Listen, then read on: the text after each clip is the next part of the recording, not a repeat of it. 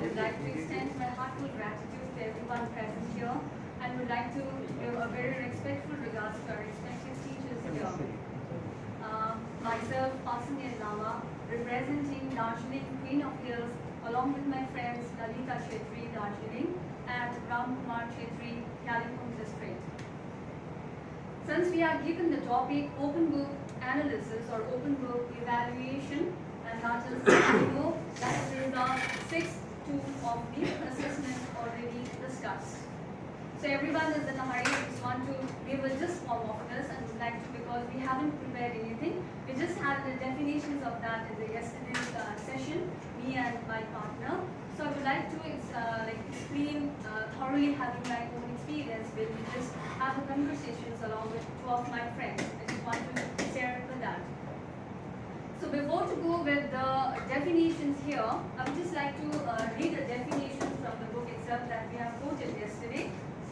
An open book evaluation is a novel type of examination in which the examiners are allowed to bring with them in the examination hall the textbooks, the class notes, and any other relevant material while answering the questions. We all know this is the definitions given to this particular word, open textbook evaluations, as we are aware of this.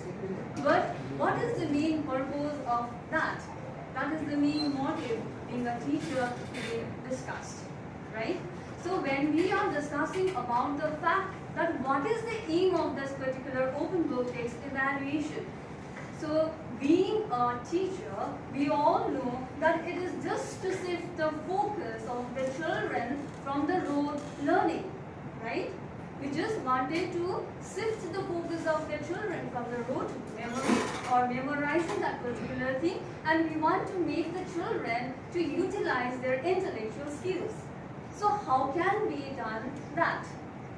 Since it is the advantages, like we are focusing or we are shifting the children's focus from the memory towards the intellectual skill. But how the children are being taking the advantage of this? Since this particular part has got an advantage, surely it has got some disadvantages, because we all know that if something has advantages, the other side has a disadvantage. A coin has a two sides, right? So what is the disadvantages? That is also one of the alarming factor that we are discussing or we are going through when we are handling the children, when we are doing this particular thing, the open book text evaluation. So without taking much of the time, I just wanted to discuss with you all having the syllabus from the class 10. Since we all the teachers deal with the children of a class 10, we just thought that we will be taking the syllabus from the class 10. Okay. Since the class 10 chapters are being syllabus in such a form that each and every tool that has been mentioned till now with my other 5 fellows out here, my colleagues just now who did all the things, though it slipped out of my head when everyone spoke in Bengali, but we tried to capture some of the words and which we just thought that okay, something is there, and in that way we were like participating in that. But we can hardly make it out, and I just wanted to share with you all discussing the syllabus with this. So since we all know that the first chapter is the exogenetic processes, okay, the second atmosphere, hydrosphere, okay, waste management, all where every assessment tool can be used. But I just wanted to focus on the last chapter, that is India, and when we are dealing with this particular open textbook evaluations, we are taking that very chapter to explain this. So since when we are given this for first thing, the first thing goes when we talk about, when we make people learn about India, we usually write on the board India, and we usually say to the children, okay children, today is our syllabus, today the chapter that we are dealing with is India.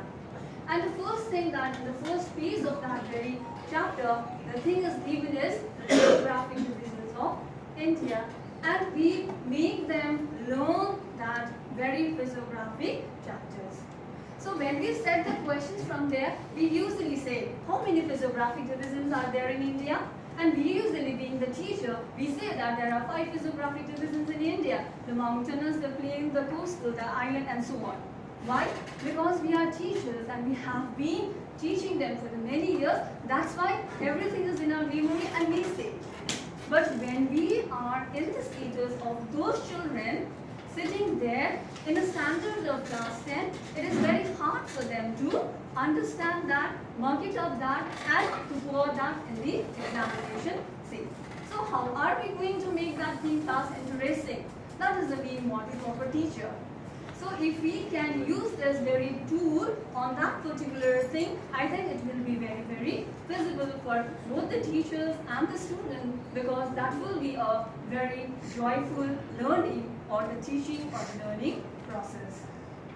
So with the help of the technologies like the scientific technologies and the technologies nowadays that is available with us, we can have many photographs, we can make the PowerPoint presentation, we can make the class interesting by doing so. And while the children are enjoying that particular thing, let's not pressurize them to memorize that thing, what the physiographic divisions of India. Let them enjoy the thing, let them see that particular thing and go and flow along with that flow. So if we are given that particular class and if they understand a little bit, say for instance out of 10, at least for 1 to 2%, that is also the greatest thing for us. So in the examinations time, when they are given that book or they are asked to write the thing from the book itself, then they'll surely be writing some of the things, because some of the things have been gone into your head. So we do not need to pressurize them by asking them to memorize all those things. I think that should be the vital thing that a teacher can make the classroom interesting, as well as the students not to be more pressurized and do the work accordingly. So in that context, what we find is that the aim of the thing is also purposeful, and the children as they are also enjoying. Okay, I just wanted to quote a thing from the, since it's been taken from the Google itself. The efficacy of this type of examination depends on the type of the questions, right? The teacher should not set such questions to answer which the students will transfer information from the text material. But the questions should rather be set in such a way that the examiners will get no help from the textbook material brought with them, but they have to apply their intellectual skill. That should be the main motive. I think this could be a friend who have come from Darjeeling. We never knew each other. This is the first time that we are meeting out here. We were much pressurized as we were sent to Kolkata via TI office. It is not our first visit to Kolkata, but it was my first visit without my family, and the story is the same on the other side of my friend who has come along with me. So first of all, it was very hard for us to come to Kolkata all the way from Darjeeling.